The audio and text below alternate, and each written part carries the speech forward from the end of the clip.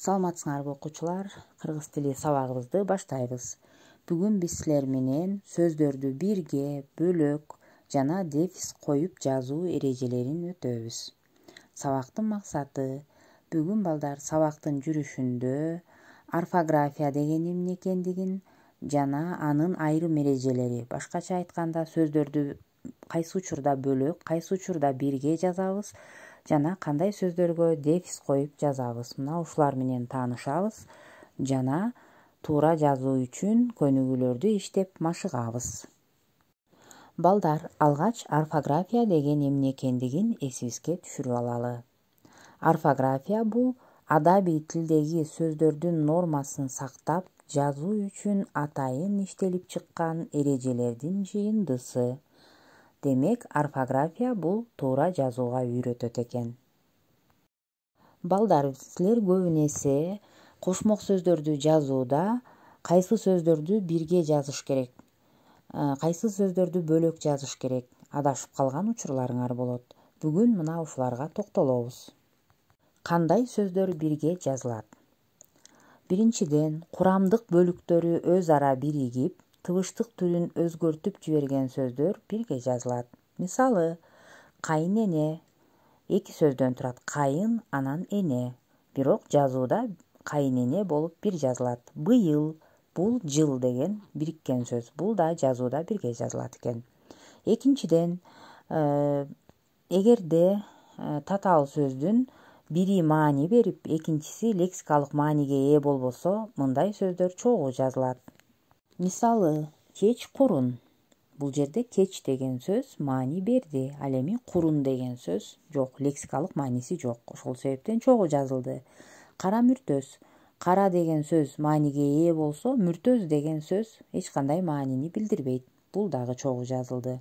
Демек, татаал сөздүн бир түгөйү лексикалык мааниге ээ болуп, бирөө мааниге ээ болбосо, анда мындай сөздөр чогуу жазылат экен.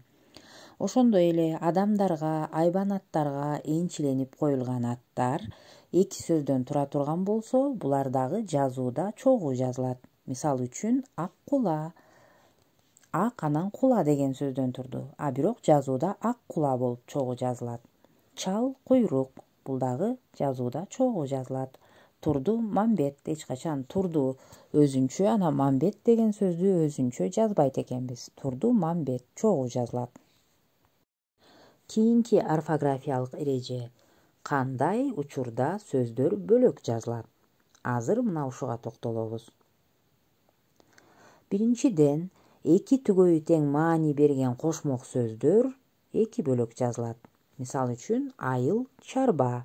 Айыл деген сөз да лексикалык мааниге ээ, чарба деген сөз дагы лексикалык мааниге ээ. Ошол себептен мындай сөздөр бөлөк жазылат экен. Кийинки эреже. Татаал этиштин ар бир түгөйү бөлөк жазылат. Мисалы, берип, жиберип. Экөө эки бөлөк жазылат. Жыгылып, кете, жаздады. Үч сөздөн турду, а бирок жазууда үчөө үч бөлөк жазылат экен. Үчүнчү эреже. Өз аты менен катар колдонулган же ылакап катарында айтылган кээ бир кошмок сөздөр бөлөк жазылат. Мисалы, молдо, кылыч.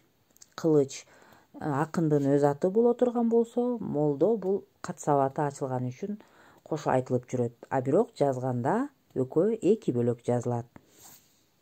Жаңыл мырза. Кыздын аты жаңыл боло турган болсо, баатырдык сапаты болгон үчүн мырза деген сөз кошо айтылып жүрөт. Демек, жазууда жаңыл өзүнчө, мырза өзүнчө. Экөө тең баштамга менен жазылат экен. Үчүнчү орфографиялык эреже бул кандай сөздөрдүн ортосуна дефис белгиси коюлуп жазылат. Азыр мына ушул менен таанышабыз. Өзүңөр билгендей, кош сөздөр дайыма дефис менен жазылат. Мисал үчүн, ага-ини, жан-жаныбар, бетме-бет.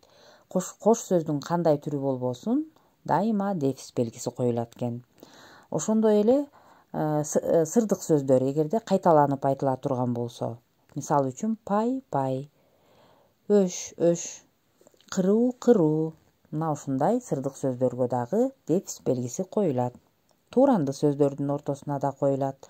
Мисал үчүн, тарс, турс, калдыр кулдур, бака шака жана башкалар. 4-дөн, эгерде адамдын адистигин, кызмат наамын көрсөткөн сөздөр. Мисал үчүн, врач, терапевт. Бул сөз дефис менен ажыратылып жазылды. Генерал-майор, акын, драматург. Булар дагы дефис менен ажыратылып жазылды. Анткени адамдардын адистигин жана кызматтык наамын көрсөттү. Эми балдар окуу китебиңерди алып чыгып, көнүгүүлөрдү иштеп, туура жазууга машыгабыз. 1 тапшырма. Өзүңөр жашаган аймактан татаал географиялык энчилүү аттарга 8 сөз жазгыла. Башкача айтканда, жер суу аттарын жазасыңар. Андан кийин окуу китебиңердеги 224-көнүгүүнү иштегиле. Бул жерде ката жазылган сөздөрдү тууралап жазгыла. Кайсы сөздөр бөлөк жазылышы керек дейт. Демек, тууралайт экенсиңер. Андан кийин ушул эле көнүгүүнүн астында 226-көнүгүү турат. Мына ушул көнүгүүдөн кош сөздөрдү таап жазасыңар. Бул жерде аралаш берилиптир. Силер арасынан кош сөздөрдү гана бөлүп аласыңар дагы, ортосуна дефис белгисин коюп тууралап жазасыңар. Сабагыбыз соңуна чыкты. Саламатта калгыла балдар.